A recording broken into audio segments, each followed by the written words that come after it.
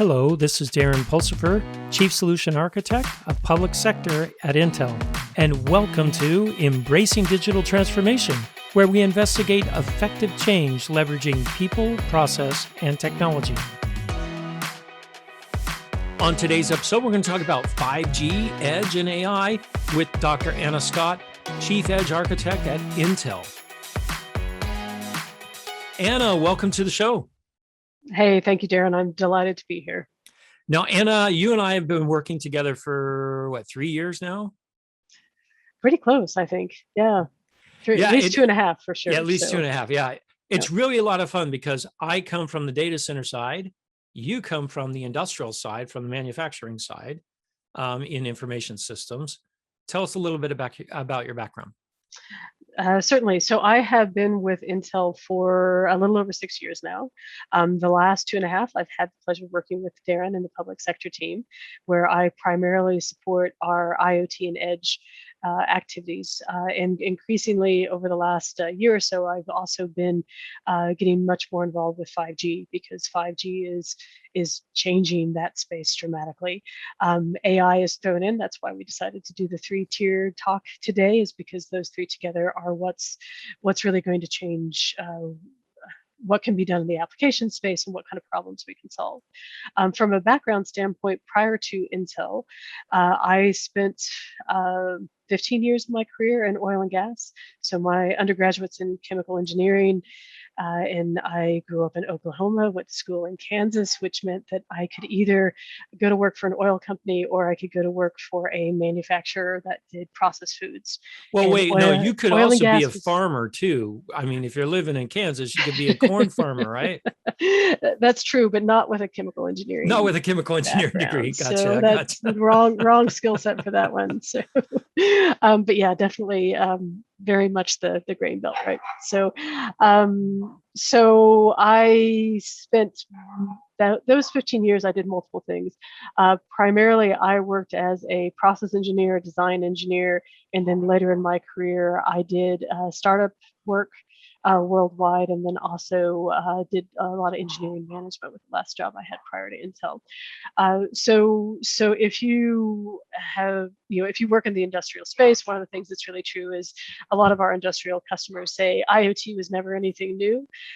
Those companies have been doing IoT since the beginning. It was just all hardwired, and so everything was over copper, but very much very strong systems for how you pull data and then how you analyze that data to actually tell you how to run things. One of the things that's been really remarkable about being able to work at Intel is actually getting to see across multiple industries, and then moving into things like in the public sector space, where you look at what the armed forces are doing, you look at what cities are doing with smart cities, and you get to see all of this nice commonality in terms of even though there are some very refined differences of use cases and architectures who support it, the whole idea of how do you get your data, how do you analyze your data, how do you apply analytics to it, and then how do you do that in the time frame that's really significant for the business and helps make better business decisions. It's really a fascinating convergence. And so getting to go from these hardwired systems now into these wireless systems, and then having this close coupling of IT plus OT so that you really get to converge your analytics instead of just having a set of process data that's very specific for your OT world, and then having a whole different set of systems that marry that to your business. We really do get to see that convergence of how we're pulling that all into the same space now. So it's been a fascinating thing, and having. So I have a question around that. Nice. You said then in the manufacturing space, they've been doing OT for decades. Oh, absolutely, yeah. In IoT, but it's right? And IoT. So yeah.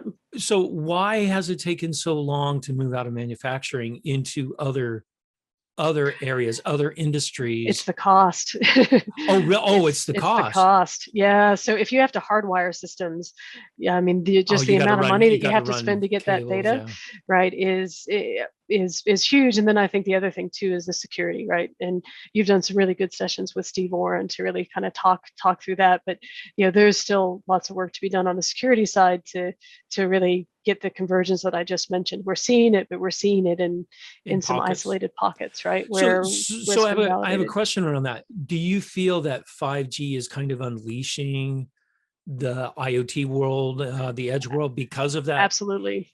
Oh, yeah. Interesting. I never thought of it that way. Yeah, I think we underplayed it, right? I mean, when we first started, when I first started with Intel and they would do the predictions and it's like this million devices, this billion number of devices are going to be in place by this time.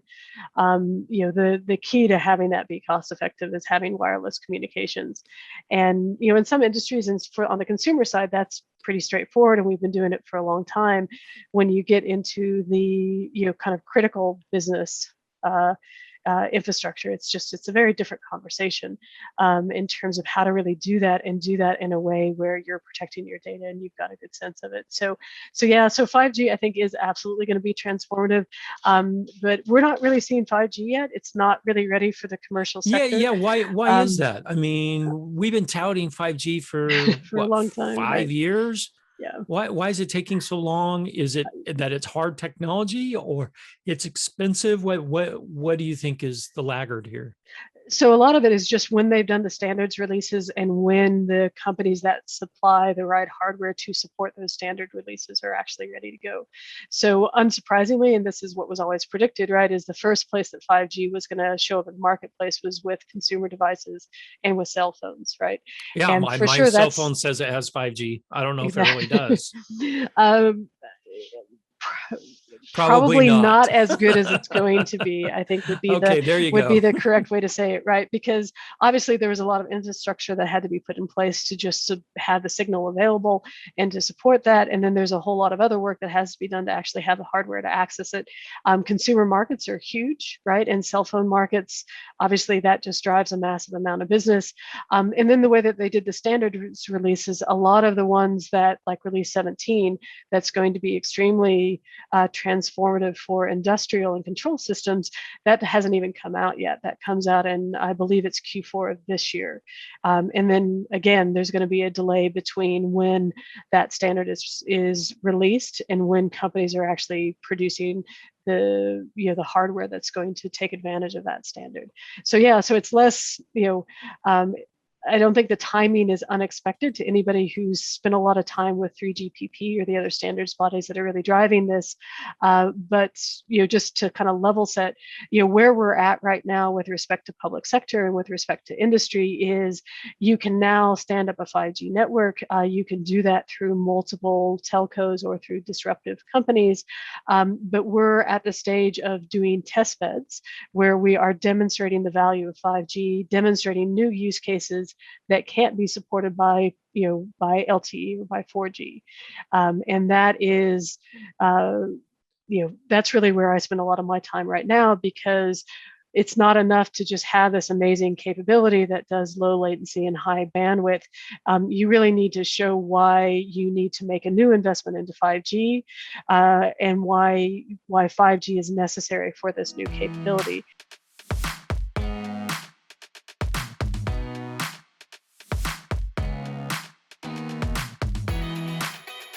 What if I already have Wi-Fi 6, or if I have maybe an LTE network already, maybe I contracted with AT&T or something like that in my factory or even in my campus?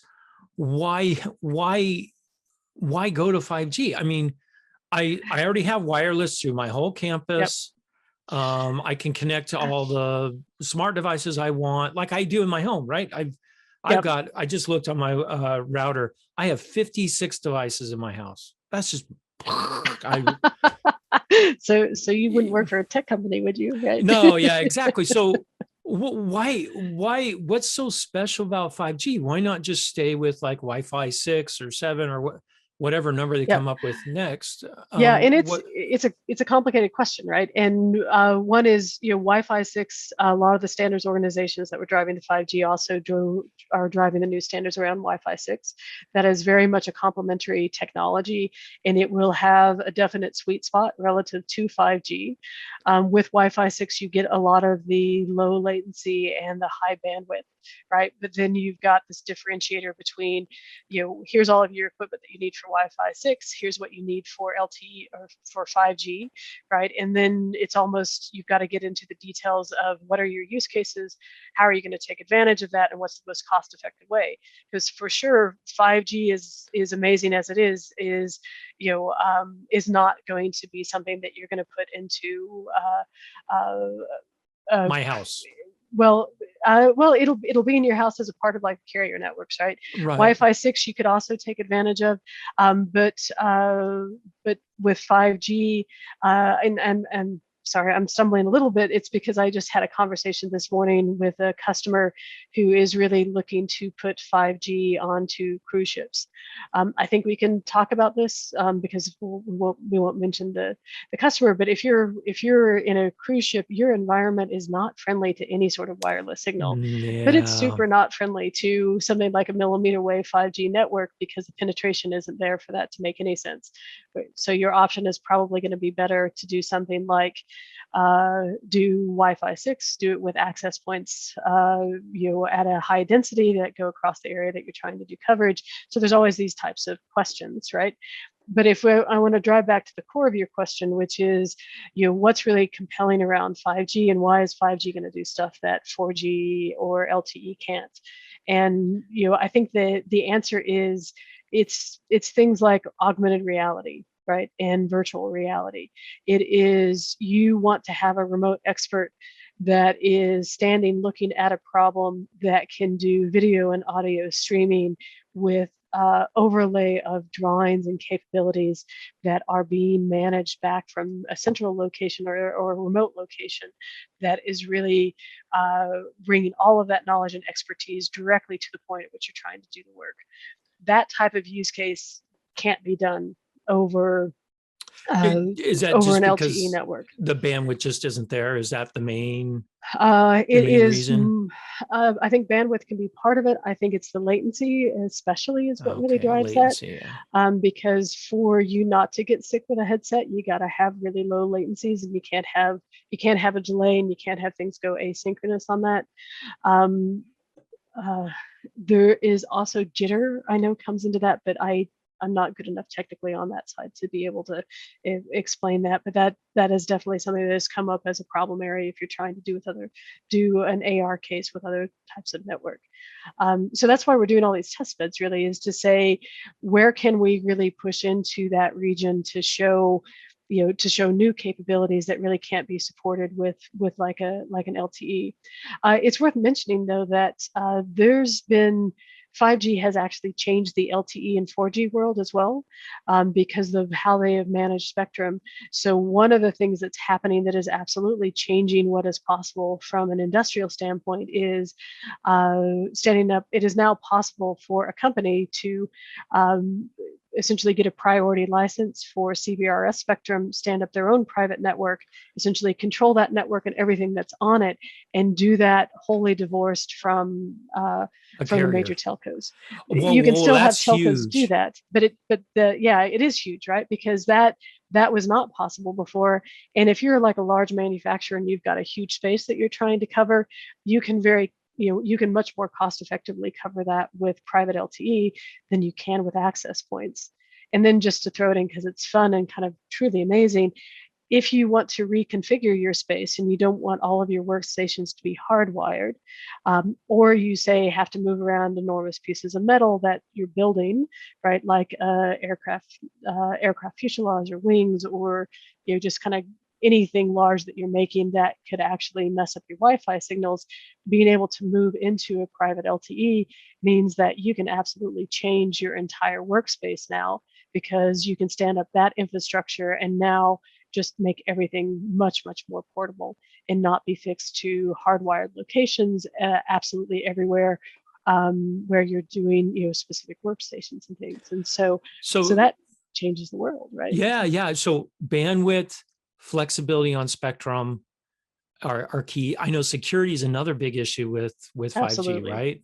Yep. Because it's built into the standard more so than ever before. Not as much as everybody would like, though. If Oh, you talk interesting. to if you talk to the experts like Leland Brown, who hopefully you'll have talk to you I on should this have Leland. sometime. Come on, yeah. Yeah, what they'll say is 5G was not written with security in mind, whereas 6G will be. So that is one of the big pushes that's happening right now, is to really say whenever the work has already begun on 6G Of standards. course it has. Yeah, of course it has, and Intel's involved in that as well. That is one of the things that they are pushing, absolutely, is to say security has to be front of mind. It has to be designed in. Luckily, with just the capabilities that they did design into 5G, we can do a lot around zero trust networking and some other things that will help our customers quite a bit with being confident in terms of how their data is being moved across their networks. So that brings up another point. Another new technology that's kind of enabled some of this is software-defined networking, correct? Because without software-defined networking, 5G, they kind of go hand. 5G takes advantage of SDN, right? Right. Well, and that's a lot of what the transformation ends up being with the 5G standards, is that if you go back just a few years, right, it was proprietary hardware, proprietary software, and then you had licensed spectrum, which only a few companies could really afford to have access to, right? The 5G standards have changed all of that, and that's part of the reason we're seeing this transformation on the LTE side, is with making things like the CBRS spectrum available, and then getting away from proprietary hardware and software. Intel spends a lot of time working with disruptors that are using our FlexRAN reference architecture, and FlexRAN is our version of an Open RAN type of software, and that is one further opening up what's possible with respect to 5G and how it can be used, but also it becomes the basis for helping a lot of the disruptors that are coming into the market that are going to use our off-the-shelf servers or COTS servers, couple that with like their version of FlexRAN, and now you've just moved into this space where there's a lot more openness, a lot more portability, and it's the cost of entry is not what it used to be, and now it's no longer just a few companies controlling everything. It really is. It is very much the Wild West with respect to what can be done. Intel's not the only one that is doing that, but definitely our goal is to open everything up, take advantage of open standards, support all of those organizations that are doing that, and really support our customers and partners on the traditional and the non-traditional side to really just change the entire dynamic.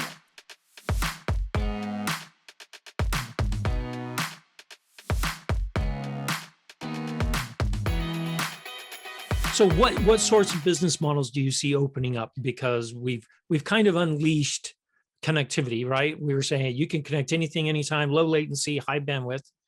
What sorts of new use cases do you see that might be available? Thinking outside the box. If I'm a CIO going, all right, 5G, all right, woo, connectivity. Tell me why I care. Yep. Yeah. So one we've already talked about, right, which is what manufacturing can do to take advantage of that, right? You can apply that past manufacturing into other places where you've got a lot of data. So there's the potential there with what you could do with smart cities and other things. So that's from like an end user perspective, right? What would that mean to them? What's happening very generally across the market is it is changing how monetization of 5G is going to be done. So it's now no longer carriers have dumb pipes that are moving all of this data, and they have their business model built on that. It becomes carriers want to monetize 5G in a way it's never been monetized before by adding services, right? And that's still being defined. And there's like what? I mean, what do you mean by that, Anna? I'm a little. Well, so here's a way to talk about it, right? So say, because the other group that's very, very strongly involved with this are the cloud service providers. So if you Right. say you have a cloud service provider along with a telco, and they're going to say, how can we really take advantage of high bandwidth, low latency, and what can we do from a services standpoint for our customers? Is that changes everything, right? Because now those are no longer these little these are no longer silos. These become a combined business effort of what really matters. So some of it can be around quality of service or priority of communications. That's a easy to understand way to monetize around 5G is monetize around quality of service and like I say, prioritization, which is now possible. But the other way to say is what you see generally as a trend is you see cloud service providers buying capabilities that are going to open up network functionality for them, the same way that you see the clouds, the telcos going in and saying, what can we really do on the cloud side? Because again, you've just broken down the silo of it's no longer a dumb data pipe and it's no longer a set of services. Now those two are really being done. And I'm being kind of intentionally vague because honestly, we don't know how this is really all going to fall out. I think there is massive work being done on this. There's a lot of companies that have their own take on how to really do this, especially if you throw in the other things we were going to talk about, which is now you've got edge compute, now you've got artificial intelligence and analytics.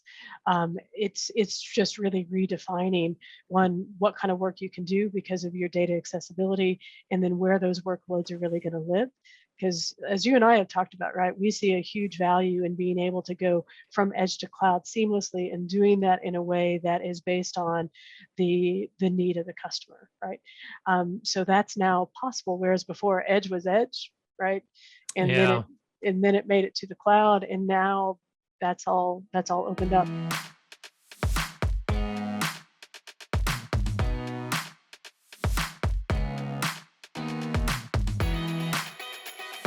All right, so with 5G really increasing my bandwidth and latency, we talked about a little bit about a data center without walls. What does that do to the edge and AI on the edge? Is this really unleashing that? What's really happening here?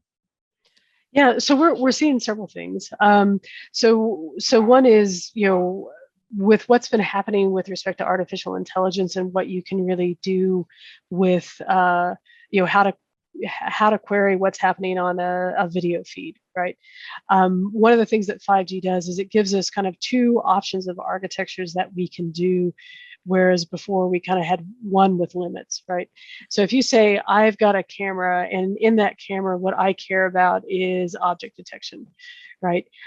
2 years ago, if we did a framework for that, what we would have to do is we would say, I'm going to close couple some compute. I'm going to have my model live next on that compute right next to my video feed, and I'm going to do streaming inference.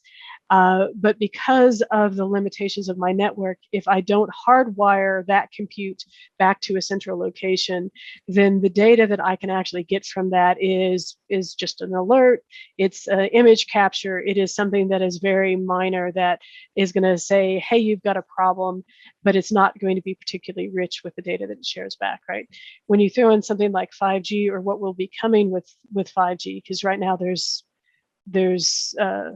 some limitations in terms of what you can really do from streaming video analytics or streaming over 5G. But what we can definitely do is we still need that compute and that streaming inference next. But what we have the capability to do is really share a lot more information back, right? So we can still, if we choose to, limit that to just a few alerts or a few little signals if we want to be very sparing with how we use that bandwidth. But if we want, we actually now have a capability with 5G to actually stream that video back all the way. And if we really wanted, we could actually move that inference to a remote location as well. So, and that's something that just would have not been cost effective, or you would have needed a hardwire place in that. So back to the AR example that I gave earlier, part of the reason AR is such a good starting point is now that it means you can have people on headsets that are mobile and doing all sorts of things with having the same sort of capabilities that we used to have if you were tethered, right? And as you can imagine, Tethered AR is not nearly It's as not cool very as useful, yeah. tethered AR, and it just changes the world with respect to mobile data sources. But it also opens up some things, like I said, in terms of what you can really do with respect to how much of the, the video data or the audio data that you would like to share, you would share backwards. And then you have this ability to do this cost optimization, which is based on what your network capabilities are and based on your criticality, where do you want your compute to live relative to your data source, right? And there are some really nice models that if you don't have a lot of tech support and you don't have a lot of detailed knowledge of how to keep systems running, you can run all of that stuff in the cloud. In the cloud, yeah. That changes everything, right? For cases where you don't want to do that because you don't want your data on the cloud in the first place, you can essentially do a version of that that's on-prem over a private network that gives you all that type of functionality, all that ability to aggregate and collate data and do high-level understanding of what's happening in your system. But now you can do that in, again, just a cost-effective way while hitting your security and privacy So requirements. it's really unleashing lots of different architectural models that yeah. can be used. Yeah, absolutely. And which I found it interesting when you were talking, I was thinking, well, you've really decoupled my AI and my data and the hardware. So that can reside anywhere now. It can reside on the edge. It can reside in the cloud, on-prem, in the fog, which is a Cisco term, right? Which is computing somewhere, right? Out there in the network. Wow, that I just, my mind is a little bit like, it doesn't matter where my application runs anymore. Right. And now it can be way more cost effective, right? Because like if you think about installation, and I did a project with Intel for a refinery, and we were doing the use case that I just described, which was streaming video analytics with the inference on close coupled, right? We still had to hardwire that, even though we did take advantage of the wireless network to do the alarming and alerting that I said. The cost of that was your cameras are trivial because we can use pretty much any camera that's out there that's decent resolution. So say $1,000 for a camera. You couple that with an IPC or a gateway, which is maybe less than $1,000, right? And the biggest cost on those types of projects were analytics development, right? So developing your models, and that's getting more cost effective through all sorts of means. It's a totally different discussion. But the other was like it was the actual field installation, right? So maybe $2,000 for your equipment, but by the time you got an industrial rated box and you've done your hardwiring and you've done your conduit to get it back to a central location, that's $60,000, $70,000. Okay, so what 5G offers in the industrial space is you don't have to have that massive labor cost that goes to that hardwiring component, because if you've got a network that's stood up, now you say add another $100 for or thereabouts, right, for the right modem connectivity. And now what you have is you still have to have local power to that site, and you still have to be able to make sure that everything runs, but you're not spending that $60,000 to install your conduit and to get your hardwire back, right? And that's huge, right? So and if you all we need is self-powered, right? Wi-Fi power, isn't that called microwave ovens, something like that? Something like that. Yeah, we're not having those discussions. We're not having those discussions. Good. 6G includes power, by the way. No, I'm just kidding. No. but that changes things, right? And if you say, no, I can see that. And you can do that with Wi-Fi, and in Wi-Fi 6 especially. But if you say, look at the number of access points that you need to get the type of coverage relative to what you could do with a cellular network, there's a huge difference there. And again, Intel doesn't do direct installations, right? But talking to some of our partners, it's like if you had an industrial, a large industrial space, say it was going to take hundreds of access points to get the type of coverage that you would need, that would have been well over $1 million. You can go in with a private LTE structure that is, order of magnitude different from that. That's huge. Now those wireless comms change everything, right? Because now that cost of your total solution is very different. And then again, now you can talk about where do your analytics live based on what your business needs are. which is great, and it gives you the ability to have super rich data if that ever becomes valuable, or if you know it's going to be valuable for your application and your business problem. So it's super exciting, because that in my mind is one of the things that's just absolutely missing for IoT to take off the way that everybody has predicted. Is that only happens when you get the cost down, so that you can really take advantage of all of these capabilities. So how much longer is it going to be, Anna? So we've already been waiting 5 years for wow, this. that's a hard question. So what's your crystal ball tell you? Another 5 years, or do you see an explosion in the next 2 years, 3 years? I think for non-control applications, the next 2 years will be really different. So things like, as simple as, I want to take my normal PC out onto my factory floor, and I want to be able to do everything that I can do in my office on the factory floor. That's going to happen. That's happening now, and that'll change the world for how you do manufacturing. That has other implications, but that's just the one that I've spent time with and is crystal clear.